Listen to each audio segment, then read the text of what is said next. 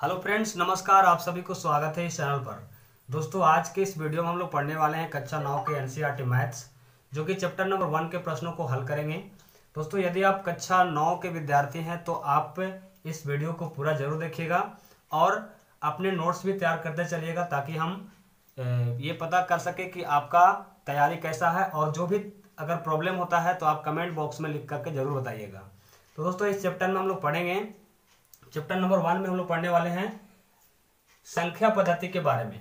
तो संख्या पद्धति के बारे में पढ़ने से पहले हमें बेसिक चीज जानकारी होना बहुत जरूरी है, जो कि है प्राकृत संख्या, पूर्ण संख्या और पूर्णांक संख्या। अगर आपसे पूछ दे कि प्राकृत संख्या क्या होती है, तो आपको बताना होगा कि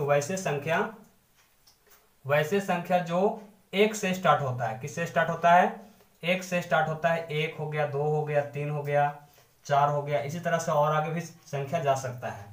तो एक से शुरू होने वाले संख्या को क्या बोलते हैं? प्राकृत संख्या बोलते हैं। अगर आपसे पूछ दे पूर्णांक संख्या क्या होती है, तो आपको बताना है कि पूर्णांक संख्या अगर इसी संख्या में यानी प्राकृत संख्या में अगर जीरो ऐड कर लिया जाए तो वो क्या बन जाएगा? पूर्ण संख्या बन जाएगा। यानी जीरो से शुरू होने वाले सभी संख्या को क्या बोलते हैं? पूर्ण संख्या बोलते हैं। ठीक है। अगर आपसे पूछ दे पूर्णांक संख्या क्या होता है, तो अभी हम लोग देखें प्राकृत संख्या क्या होता है, पूर्ण संख्या क्या होता है। तो प्राकृत संख्या एक से शुरू होता है, लेकिन ये धनात्मक है। ठीक है। और पूर्ण संख्या क्या होता है? तो ये भी जीरो से स्टार्ट होता है, लेकिन ये धनात्मक है। अगर आपसे पूछ दे कि पूर्णांक संख्या क्या होता है, तो धनात्मक संख्या और ऋणात्मक संख्या के दोनों के समूह को क्या बोलते हैं? पूर्णांक संख्या कहते हैं। अगर यहाँ पे जीरो है तो जीरो से छोटा वाला जो होता है वो लेफ्ट साइड में होता है, बायां साइड में होता है। तो जीरो से छोटा क्या क्या हो जाएगा? तो -1 हो गया, -2 हो गया, -3 हो गया, इसी तरह से और आगे बढ़ते जाएगा। ठीक है। और जीरो से बड़ा संख्या यानी 1 हो जाएगा, 2 हो जाएगा, 3 हो जाएगा, 4 हो जाएगा, इसी तरह से और आगे बढ़ते जाएगा। ठीक है। तो इसे हम क्या कहते हैं? इसे हम पूर्णांक संख्या बोलते हैं। यानी वैसे संख्या जिसमें धनात्मक और ऋणात्मक यानी प्लस और माइनस जीरो के साथ में हो, तो उसको हम लोग क्या बोलेंगे? पूर्णांक संख्या बोलेंगे। दोस्तों, आगे बढ़ने से पहले एक चीज और हमें जानकारी होना चाहिए कि परिमेय संख्या क्या होता है। जगह तो नहीं छोड़े हैं, तो यहाँ पे हम समझा देते हैं परिमेय संख्या क्या होता है। परिमेय संख्या, ठीक है, और एक अपरिमेय संख्या। अपरिमेय संख्या, तो परिमेय संख्या क्या होता है? तो आपको बताना होगा कि परिमेय संख्या वैसे संख्या जिसे p के बटा में q के रूप में लिखा जाता है, तो वो परिमेय संख्या कहलाता है। जहां पे q बराबर 0 नहीं होना चाहिए। p बटा q के रूप में लिख सकते हैं, लेकिन q बराबर 0 नहीं होना चाहिए। ठीक है। तो वो संख्या परिमेय संख्या कहलाती है।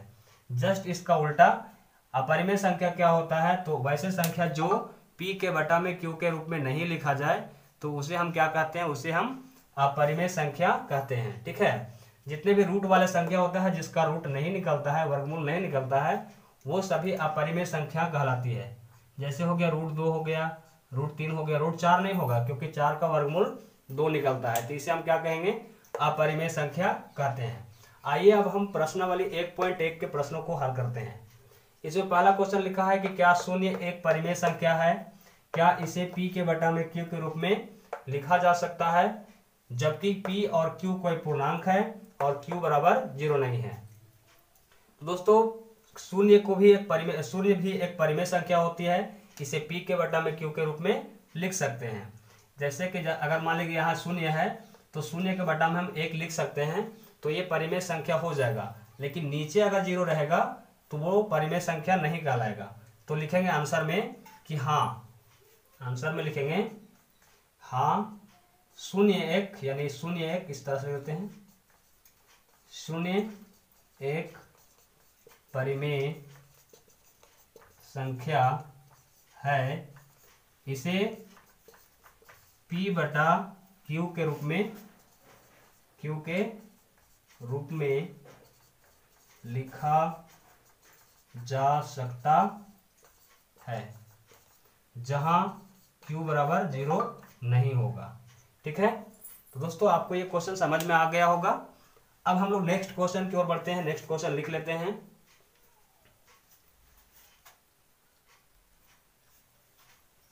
यहाँ पे नेक्स्ट क्वेश्चन लिख लिए हैं, क्वेश्चन नंबर 2 लिख लिए हैं। क्वेश्चन नंबर 2 कहता है कि 3 और 4 के परिमेय के बीच 6 परिमेय संख्या ज्ञात करना है। 3 और 4 के बीच 6 परिमेय संख्या ज्ञात करना है।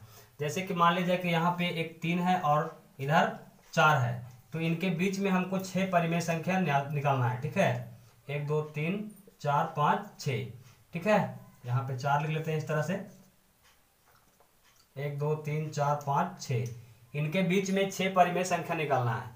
तो दोस्तों यहाँ पे लिख लेंगे 3 और 4, 3 और 4 लिख लेंगे। ठीक है, और 6 परिमेय संख्या ज्ञात करना है, तो इससे हम एक बढ़ा करके ऊपर नीचे हम क्या करेंगे, गुना कर देंगे। जैसे यहाँ पे हम 6 परिमेय संख्या निकालना है तो 7 से गुना कर देंगे, और नीचे हम बटा में 1 लिख सकते हैं, और 1 को हम 7 से यहाँ भी गुना कर देंगे। ठीक है, और यहाँ पर भी इसी तरह से कर देंगे। 7 4 गुने 7 हो जाएगा और 1 गुने 7 हो जाएगा। 7 1 कितना हो जाएगा, 21, और बटा में 7 एकम 7, और 7 चौके कितना हो जाएगा, 28, बटा में 7 एकम 7। अब 21/7 और 28/7 के बीच में 6 परिमेय संख्या निकाल सकते हैं। तो यहाँ लिखेंगे 21 के बाद 22/7 लिखेंगे, 22/7 हो गया, 23/7 हो गया, 24/7 हो गया, 25/7 हो गया, 26/7 हो गया। कितना हो गया, 1 2 3 4 5 हुआ है, और 1 27/6 हो जाएगा।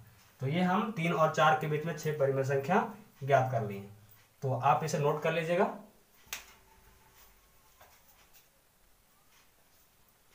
नेक्स्ट क्वेश्चन है, क्वेश्चन नंबर 3 है, 3/5 और 4/5 के बीच 5 परिमेय संख्या ज्ञात करना है।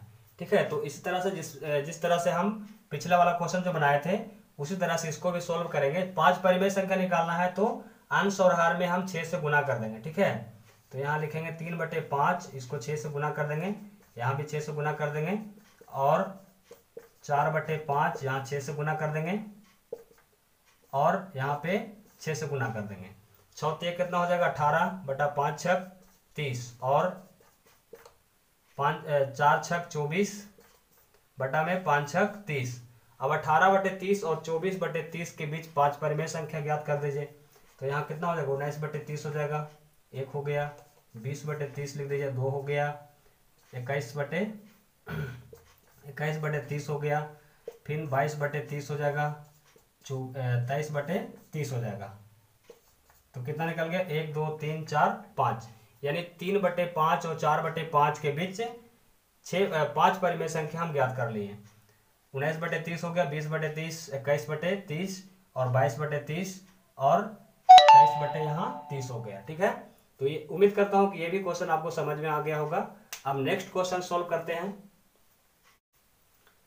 दोस्तों नेक्स्ट क्वेश्चन है, क्वेश्चन नंबर 4 है, निम्नलिखित कथन सत्य है या असत्य है, कारण सहित उत्तर लिखना है। पहला क्वेश्चन है, प्रत्येक प्राकृत संख्या एक पूर्ण संख्या होती है। तो जैसे कि हम लोग पिछले बार हम लोग पढ़े थे, सबसे पहले टॉपिक स्टार्ट करने से पहले हम लोग पढ़े थे प्राकृत संख्या पूर्ण संख्या के बारे में। प्राकृत संख्या क्या होता है, तो 1 से स्टार्ट होने वाले, 1 से शुरू होने वाली सभी संख्या को प्राकृत संख्या कहते हैं, और 0 से स्टार्ट होने वाले संख्या को पूर्ण संख्या कहते हैं।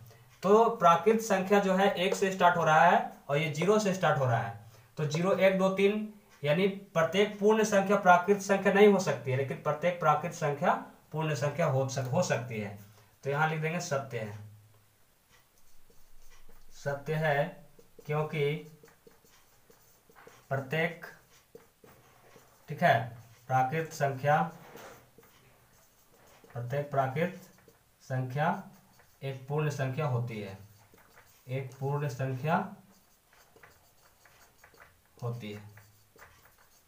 ठीक है, अब नेक्स्ट क्वेश्चन लिखा है कि प्रत्येक पूर्णांक संख्या एक पूर्ण संख्या होती है। प्रत्येक पूर्णांक संख्या जिसमें ऋणात्मक और धनात्मक दोनों संख्या का समूह हो।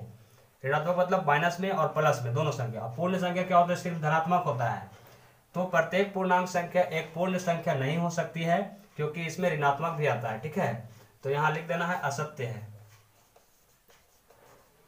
असत्य है, क्योंकि प्रत्येक